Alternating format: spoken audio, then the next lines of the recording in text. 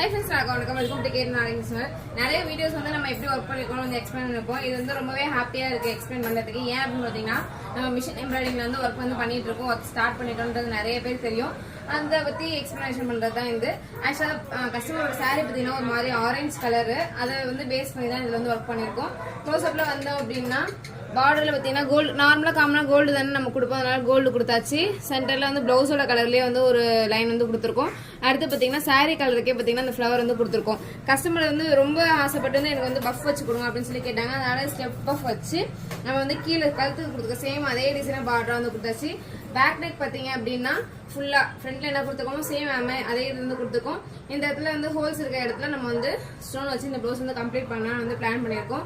கஸ்டமரோட சாரி இதுதான், பிளவுஸ் இதுதான், இந்த பிளவுஸ் வந்து எப்படி இருக்கு அப்படின்னு சொல்லிட்டு கீழே மறக்காம கமெண்ட் பண்ணுங்க. இந்த மாதிரி ஒர்க் ப்ளவுஸோட வீடியோஸ்லாம் பார்க்கணும், மறக்காம நம்ம ஐடியா வந்து ஃபாலோ பண்ணிக்கோங்க.